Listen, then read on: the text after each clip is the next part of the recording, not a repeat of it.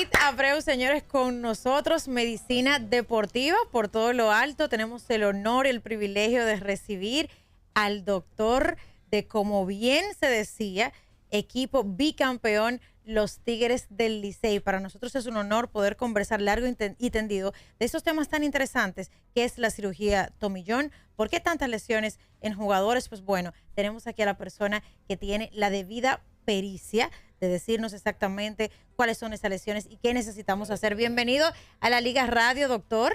Bienvenido, gracias a ustedes. El honor es mío estar con ustedes, ya de gente conocida, y que la veo en los terrenos del play entrevistando peloteros y buscando informaciones. Doctor, sobre todo Paloma, que ya... Gracias, mi doc, y que es mi médico también de cabecera. O sea que sí. Óyeme, doctor, más de 23 años en el equipo de los Tigres del Licey. Usted ha levantado muchas coronas en ese estadio, doctor. Claro que sí. Tú sabes que quizás por razones de tiempo no te digo cuáles fueron las situaciones por las cuales llegué al Licey. Como una anécdota, ¿no? Sí, que no por ahí quisiéramos... Lo que pasa es que en una ocasión Isi Alcántara, que ustedes saben que era un matatán del Liceo, bate, recibió un pelotazo en San Pedro de Macorís, si no recuerdo, y eso le produjo una herida en la oreja. ¿Qué pasa? Es que a él lo llevaron a una clínica a reconstruirle la oreja. Quien lo reconstruyó fue un obstetra. Cuando los muchachos se dieron cuenta, los Ronnie Beliari y esa gente, que ya tú sabes la cuerda que le dieron, le dijeron, pero ¿cómo es posible que el batatán del equipo sea un ginecólogo que le suture una oreja? Aquí no hay médico. Dios mío, pero ven acá, por y Dios. Entonces, a partir de ahí, para ese entonces, la autora, el licenciado Luis Decán, hermano de Atuey Decán, que todo el mundo conoce. Sí. Como yo laboraba en una clínica, y él me solicitó para plantearme esa situación. Y él me dijo que tenía problemas para yo trabajar con el Licey. Digo, siempre y cuando me permitan el tiempo. Dice, no hay problema. Entonces, a partir de ahí, yo inicié con los Tigres del Licey. Doctor, perdón, Paloma, sí. El caso más complicado que le ha llegado de un pelotero alguno de los Tigres y que después que pasó por su mano, dio palo o lanzó, que eso no tiene mamacita. Bueno, mira, de los casos más complicados, aparte de las lesiones más frecuentes, el caso de Donovan Solano, ¿recuerdan aquella vez? Sí. Que estaba en AAA, sufrió una herida, ¿cómo te digo?, catastrófica. Después de ahí que le hicimos la sutura de inmediato en el training room, tuvimos que llevarlo a la clínica Coromina en Santiago. Entonces ahí hice la coordinación con un cirujano maxilofacial y entramos a cirugía y le reparamos, duramos hasta las 3 de la mañana. Y a partir de ahí, Donovan Solano venció el miedo psicológico y tuvimos que prácticamente construirle todo el área maxilofacial con fractura de malar y todo eso. Ustedes vieron el caso reciente de Alfaro. Sí, el pelotazo. Eso, conjuntamente con un compañero que tenemos ahora de asistente, el doctor Rivera, alumno mío, pero también un estudiante destacado. Saludos al doctor. Le hicimos la reparación ahí. Para eso todo el mundo pensaba, vamos para Sedimá, vamos para la Plaza de la Salud. No, vamos a hacerlo aquí porque tenemos facilidades, porque tenemos un equipo que nos respalda en ese aspecto, con todas las condiciones para reparar heridas y fracturas inmediatas, exceptuando ya fracturas quirúrgicas óseas. Pero es ahí donde realmente se inició todo. Y tuve la suerte que precisamente el primer año que yo entro, ganamos el campeonato con aquel famoso palo que ustedes todos se van a recordar de Andy Abad. No, por favor. Doctor. No, ese señor todavía está sufriendo de palo. Doctor, la entrevista iba... Todavía Andy Abad. Todavía tiene frustraciones de palo. Me estima y me quiere mucho porque yo tenía que inyectar a Andy Abad con betamethasona para jugar, igual que a Timo. Tenía que inyectarlo casi en cada juego. Y Andy Abad, a partir de ahí, donde quiera que me ve, me saluda con mucho afecto. Pero venga acá. Y ya tú sabes. Doctor, usted tocó un punto bastante interesante y fue el aspecto psicológico. ¿Cómo se regresa de una lesión? En el caso de Jorge Alfaro, vimos que después de ese pelotazo, él que inició con buen ritmo, no logró recuperarse hasta final del campeonato. Terminó, ganamos el campeonato y no vimos el mismo Jorge Alfaro. ¿Cómo se trabaja desde el punto de vista psicológico para que estos muchachos puedan atravesar una lesión y regresar bien? Mira, esa es una pregunta que uno como médico podía tener la respuesta, sí, pero hay que hacer un trabajo muy profesional en ese aspecto. Nosotros cuando vemos que no hay rendimiento, cuando entrevistamos al pelotero, cuando cuestionamos el pelotero y lo interrogamos, y nos damos cuenta que realmente necesita un apoyo psicológico. Y para eso utilizamos los psicólogos. Hay psicólogos de medicina deportiva y ustedes lo saben. Sí, es así.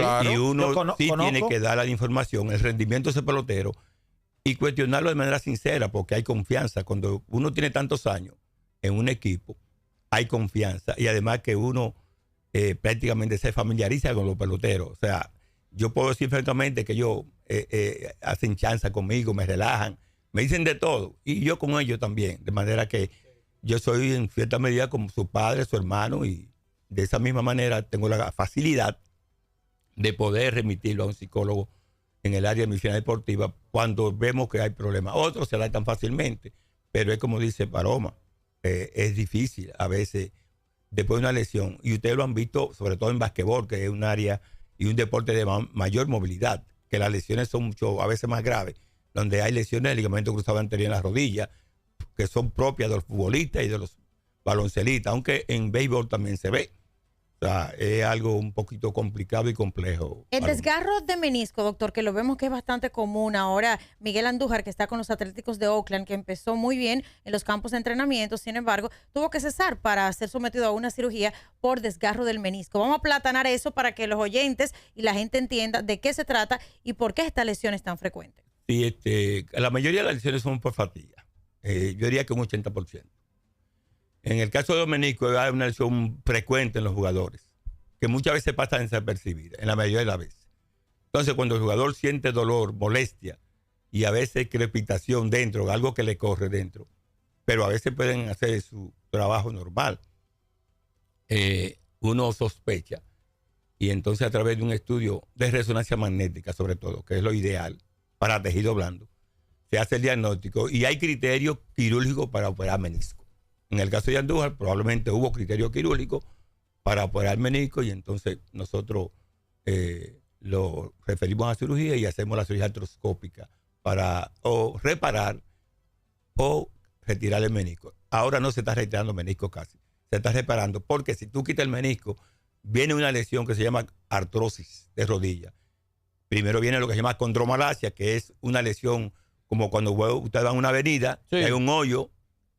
Entonces el paciente siente molestia, dolor y a veces crepitación, o sea, un sonido en la rodilla. Entonces uno se da cuenta de que ese paciente tiene una artrosis por una extirpación de un menisco que no había de extirparse. Eso ahora mismo todos los artroscopistas y artroscopistas están teniendo en cuenta eso, de que normalmente mejor se prefiere reparar o reconstruir el menisco antes de extirparlo. Estamos conversando con el doctor David Abreu, medicina deportiva y yo le agregaría también educación, porque aquí se está aprendiendo. Así que a través de Super Q100.9 FM, también los que nos están escuchando a través de nuestro canal de YouTube, envíe sus preguntas. ¿De qué lesión de jugador usted quiere preguntarle al doctor? Envíelo por aquí. Dígame de la lesión de Karl Towns. Usted la envía por aquí, que en un ratito nosotros le vamos a preguntar al doctor sobre esas lesiones que usted tiene sus dudas y aquí el doctor se la va a aclarar. Doctor, entrando en mambo de una vez. Tommy John. La Tommy John ha sido algo escandaloso en este inicio de temporada, sobre todo con jugadores de tanta importancia. El último caso, no es que sea confirmado, pero es una especie de anticipo, lo que se dio a conocer en el día de ayer con el lanzador dominicano Framber Valdez, que ya de una vez le dijeron, hay molestia en el codo. Ya todo el mundo se agarró la cabeza. Otro más. Dios ya mío. tenemos a Shane Bieber, que primero tuvo una molestia en su primera salida, le dijeron tira otra. En su segunda molestia, en su segunda salida, molestia de nuevo. Que no debió tirar, que no debió. Sí, pero me imagino que para una especie de prueba. Lo que pasó con Gary Cole, que ellos dijeron, no, espérate, si hay molestia, no va a pichar. Está el caso de Eury Pérez, que era una uña, y le terminaron haciendo una Tommy John. Dios mío. Sandy Alcántara. Y un sinnúmero de operaciones Tommy John que la gente ya se lo está encontrando alarmante. Y a raíz de eso, doctor, empieza la teoría de conspiración. Que el reloj, que en los años 70 y 80 los pitchers eran duros y ahora tenemos pitchers blanditos, que ahora se tira maduro y antes se tiraba de que agüita melao. ¿Cuál es la realidad de las razones por la cual estamos teniendo tantos casos de Tommy John? Muy bien, antes de hablar de Tommy John, yo creo que es importante educar a los fanáticos y a ustedes también de que el tomillón es una cirugía que se hace en el codo y que el codo tiene 3 estructuras óseas. Está el húmero, su parte distal o condilar, está el radio con su cabeza de radio que es como un tamborcito, Sí. y está el cúbito. Por eso se llama ligamento radiocubital, urnar o cubital. Cubital, ¿por qué? Porque es el área cubital de la mano. Si usted pone la mano en supinación, supinación es despedir, Vamos la a ver, parte interna Por dentro. es que se lastima Acá. por dentro. Como el jaloncito que uno tiene. Exactamente. Ok. Entonces, cuando usted a veces topa o choca con un objeto que le da un calambre, Como si fuera un corrientazo. es el nervio cubital. Que la gente dice que eso es suerte, pero mentira. Es un trauma del nervio cubital. Aquí para los que nos están viendo a través del canal de YouTube, doctor, tenemos la fotografía para que usted... La anatomía. La Está anatomía, muy bien, de aquí, exactamente. aunque yo no le voy a La dar, pero gráfica como para que vemos usted el bíceps, puede ese más o músculo grande menos que está ahí, describirlo. ese músculo que está grande ahí, muy perfectamente, lo dice perfectamente ahí la gráfica. Entonces, la parte que se trabaja aquí, donde el nervio cubital, ustedes lo ven ahí, muy bien. Entonces, tenemos ya el ligamento radiocubital ulnar, porque también al cubital se llama ulnar. Ok. Radiocubital ulnar, los norteamericanos, o cubital. Entonces, ese ligamento se fatiga, se daña, se rompe o se desgarra. ¿Ok? Sí. ¿Cuándo comienzan los síntomas? ¿Qué es lo más importante? ¿Qué es lo que usted estaba hablando ahorita? Sí. Sí. De que hay una lesión, una sospecha de una lesión. ¿Cuándo llegue ese aviso? Entonces, comienza primero con dolor. Y muchas veces, con un lanzamiento a alta velocidad, siempre, se produce un sonido que se escucha, que crepita, me trayó, Sí. me trayó algo. Dice, doctor, me trayó algo aquí. Conjuntamente con eso viene el dolor profundo, un dolor agudo, que el pitcher se da cuenta inmediatamente y hasta el manager se da cuenta de que hay problemas. Sí, claro. Entonces ahí comienzan los síntomas agudos de la lesión del ligamento radiocubital ulnar. Inmediatamente tenemos eso, entonces tenemos síntomas también en el examen físico. Tenemos mucho dolor en la parte interna del codo. Ahí mismo, Ay, doctor. Ay, Ahí es que va, ahí es tú que tienes va, que ahí es ir que para va, el doctor, ahí es que muchacho, va. está desbaratado. Entonces también tenemos, Doctor. sí, tenemos inflamación. Mira, Sí. qué ñoño. Mediante- Ya ve que hace una Y operación de tomillón. también el paciente, el pelotero te dice, el lanzador, que tiene calambre Ajá. porque está por la inflamación presionando el nervio cubital. Sí.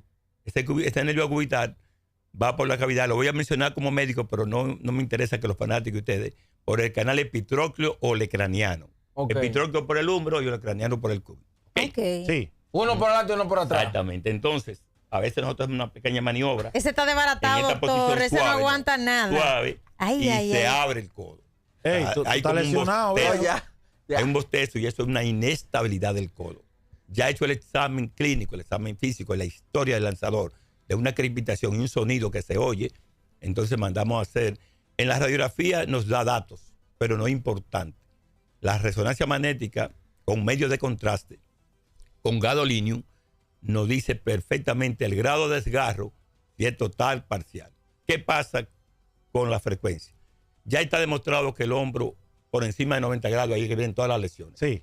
Cada vez que usted es un deportista que tiene que hacer lanzamiento por encima de 90 grados, entiéndase jabalina, entiéndase voleibol, entiéndase béisbol, es muy probable que haya una lesión. La mayoría de las lesiones son las de hombro, pero las del codo son menos, pero son más graves. Los mismos En atletas de disco Exactamente. también. Entonces, en esta situación, yo entiendo que la fatiga, y hay una serie de parámetros. Yo tengo un artículo aquí de lesiones en ligas de lanzadores de pequeña liga y de programa. Tiene alrededor de unas 20 páginas. No sé dónde lo voy a publicar, pero lo tengo. Lo vamos a Sí, hay publicar. que- hay Tengo que hacerlo, lo vamos a bastante publicar. grande, donde analizo la parte legal, la parte médica, cómo se dirige una liga, la cantidad de ligas que hay. Y tengo otros estudios ahí, pero lo tengo en casa, me pongo a escribir ahí, pero lo tengo bien organizado ahí ya. Doctor, Y ahí habla que la fatiga, el lanzamiento a alta velocidad y sobre todo el uso de lanzamiento rompiente. Recuérdense que hay un dato importante.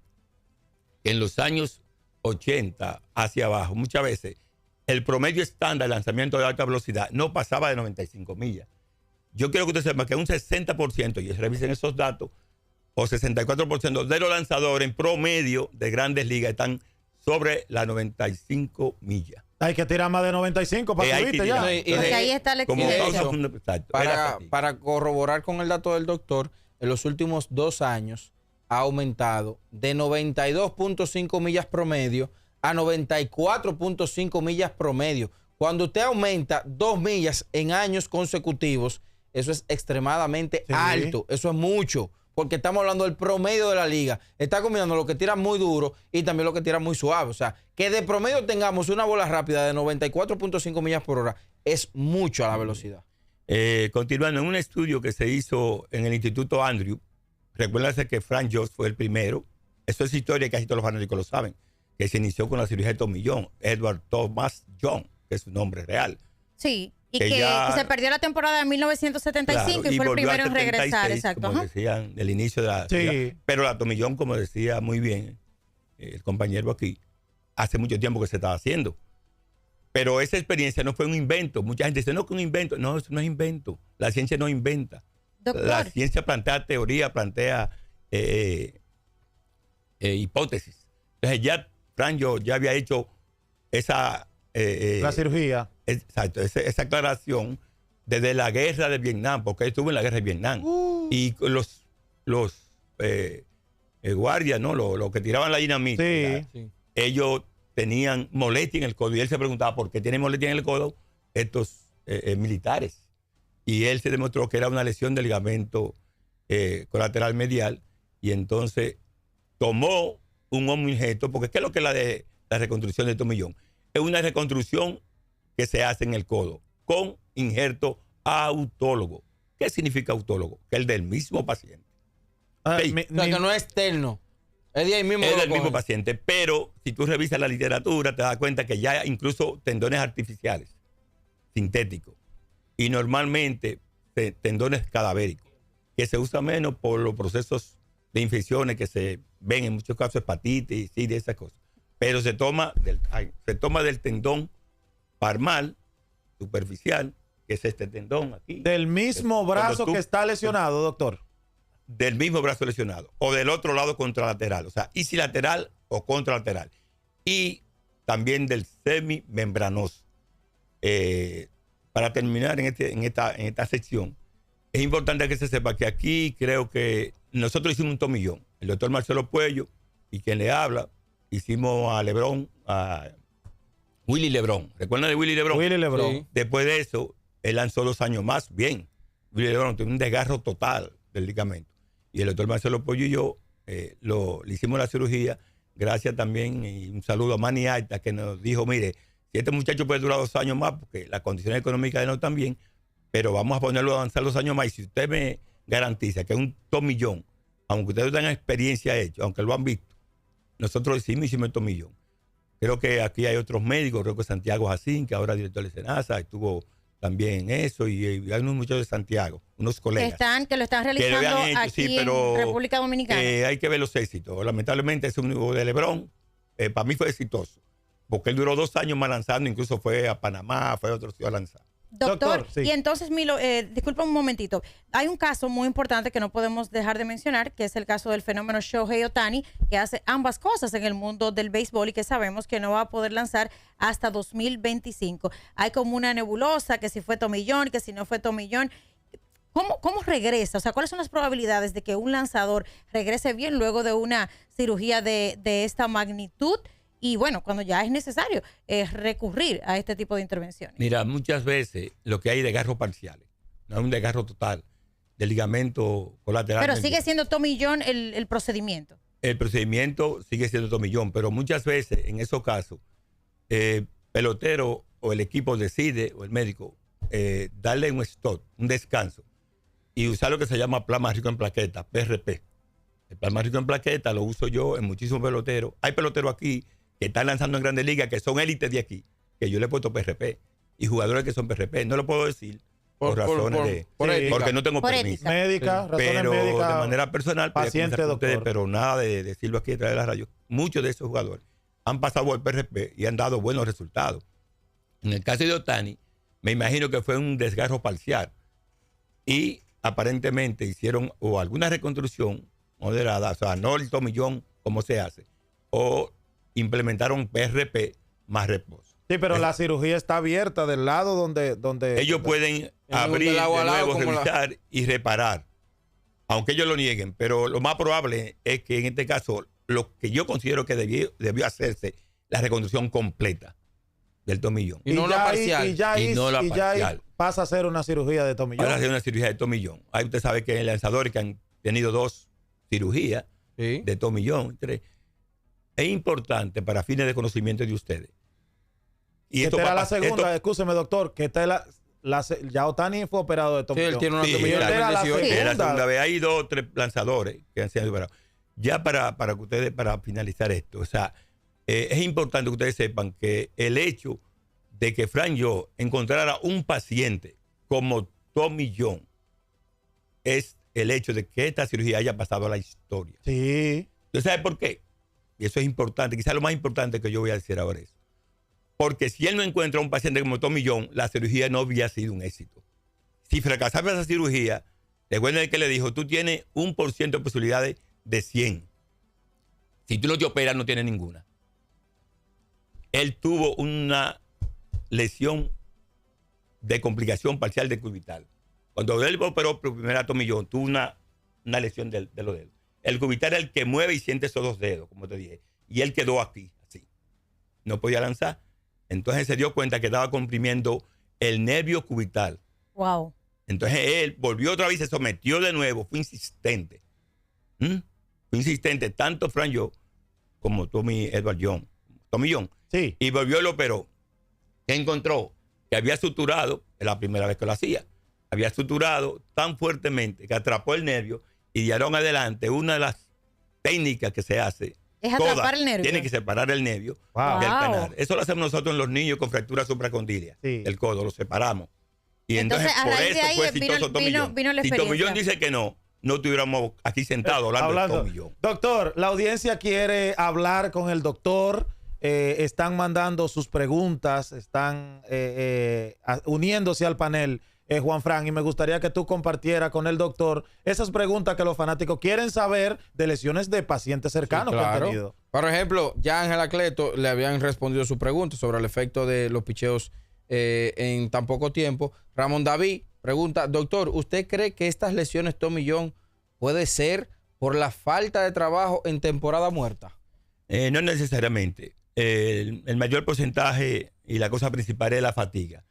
El lanzamiento excesivo, el sobrelanzamiento, incluso en lanzadores menores en Estados Unidos, un 57% de los jóvenes universitarios que van ya a firmar, normalmente por fatiga. Y ahí no había reloj. No. Y ahí no había reloj. Si se lesiona joven en la universidad sin el reloj, entonces el problema no es el reloj. El problema es la fatiga. Pero es que hay varios factores, no solamente eso. Yo soy de los que digo que el reloj tiene que ver. ¿Por qué, doctor? ¿Por qué el reloj y estos cambios en el béisbol influyen? Porque hay lanzamientos repetitivos y el codo ni el hombro está hecho para eso. Son movimientos contranaturales. Anormales. Anormales, porque es una exigencia. Y mucho más ahora, como le decía, que le exigen a los pitchers, al menos que no sea un pitcher de mucha, localización y rompiente. Pero ahora el lanzador que no tira más de 90, 95 millas y hasta 100, no lo firman. No lo firman. Y encima de eso tiene 15 segundos entre lanzamientos. Claro, yo veo, exacto. Yo creo que la liga va a tener que... Yo no soy no soy un genio. Pero puede ser desde el punto de vista médico. O sea, porque recuerda que la economía está por encima de lo ético, de lo moral y de lo que debe ser lo normal. No, en el caso que tú me afectes mis intereses, que yo por ejemplo, tenga...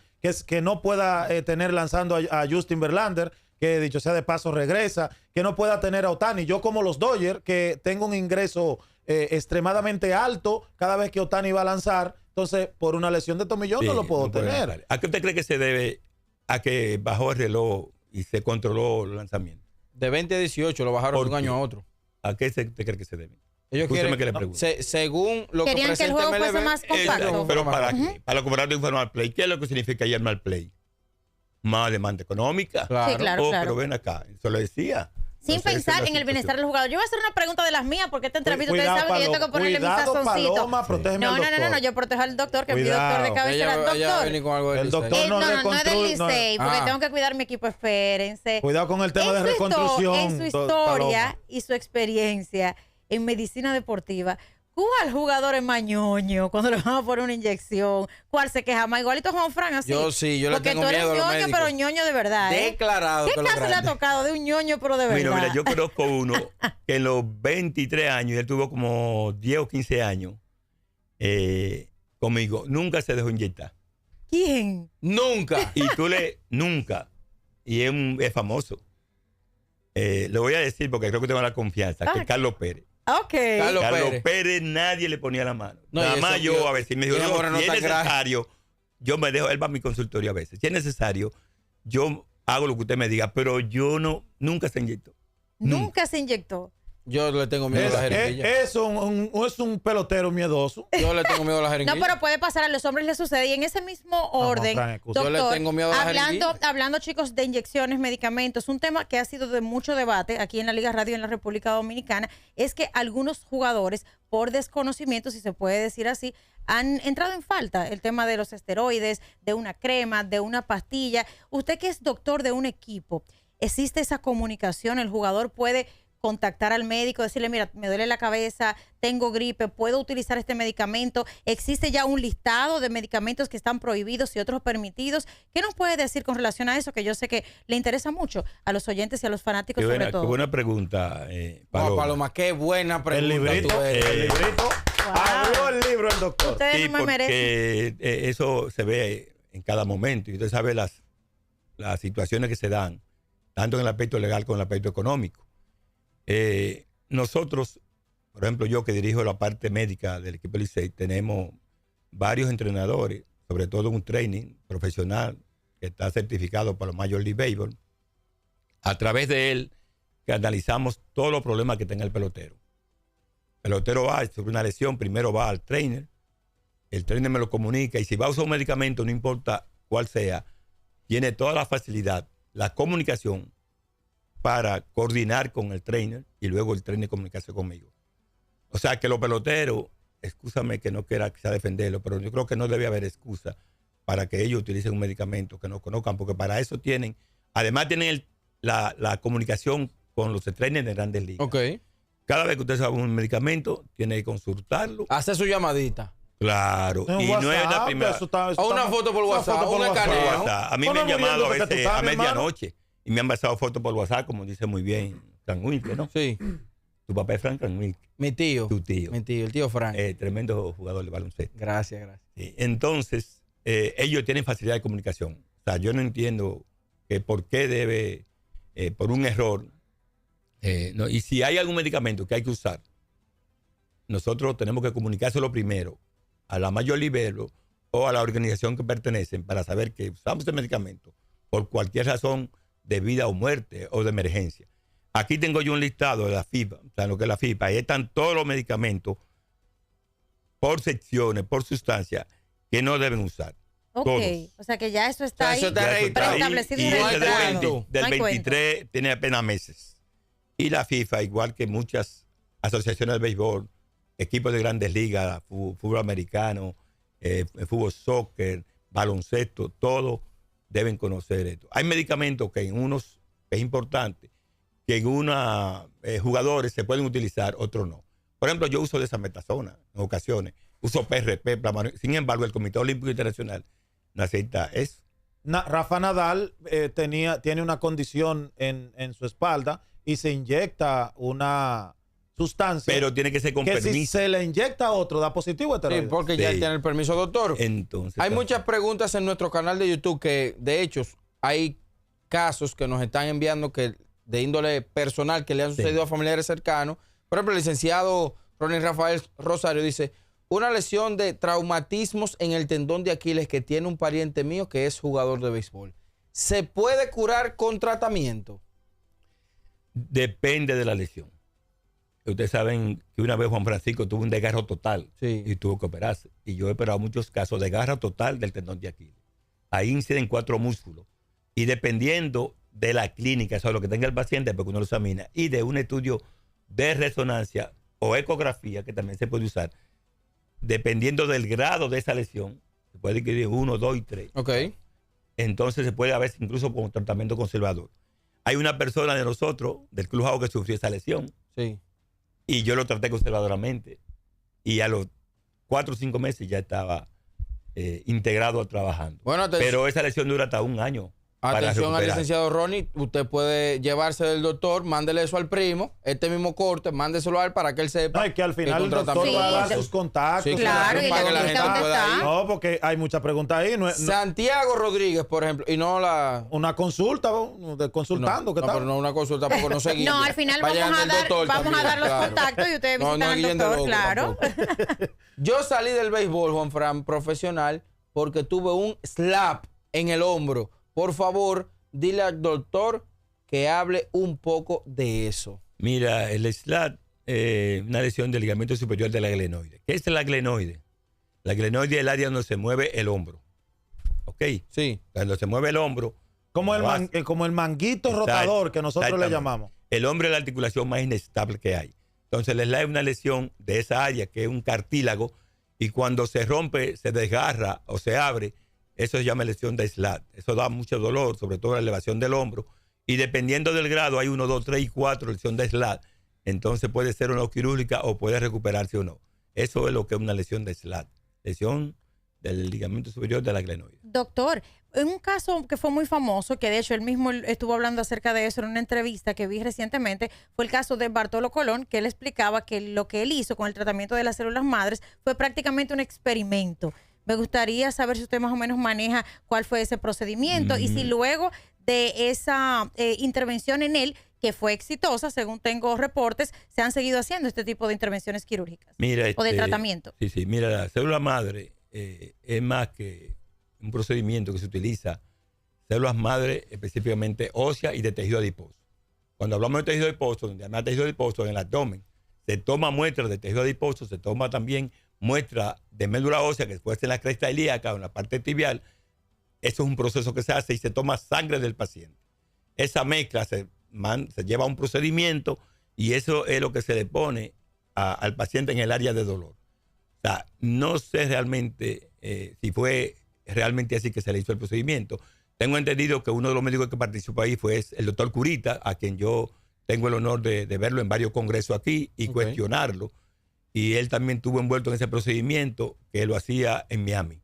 Entonces, junto con un colega de Santiago, hicieron el procedimiento y aparentemente Bartolo Colón mejoró del dolor. Yo tengo muchos peloteros, muchos, e incluso atletas jóvenes que están firmados por el Licey y que a veces yo ni conocía. Doctor, ¿por qué fue que me curó? Y no lo conocía. Bueno, pues tenemos que traer al doctor, señores. Usted tiene que volver una segunda vez porque hay que hablar largo y tendido. Pero en el podcast, hablando largo y tendido de todo esto. Sí, porque hay lesiones de otros jugadores dominicanos, fuera también del béisbol, del baloncesto y de otros tópicos, que sería bueno que el doctor en una próxima visita nos dé ese paneo desde el punto de vista médico, porque nosotros hablando plepla aquí sabemos de muchas cosas, pero el que tiene la ciencia en la mano. Bueno, finalmente, doctor, ¿algún número de contacto donde pueden visitarlo para despedir? Quiero que tenga una tarjeta por ahí, pero no se preocupe, que yo me encargo de eso mañana. ¿Dónde está? Mi celular es 809-519-7401. 809-519-7401. Yo laboro en el Instituto Médico San Lucas, solamente tengo ahí porque ya estoy pensionado. Ahí en Gasco. Era profesor de UNIBE, dejé eso, era director también del departamento de ortopedia del SEMA. Sí, y es campeón ya. Y trabajo con el Licey, que realmente me da bastante resultado. Pues muchísimas gracias, doctor. Señores, así despedimos este super programa del día de hoy. Esto es La Liga Radio por Super Q 100.9. Desde los estudios de Universidad de la Calle.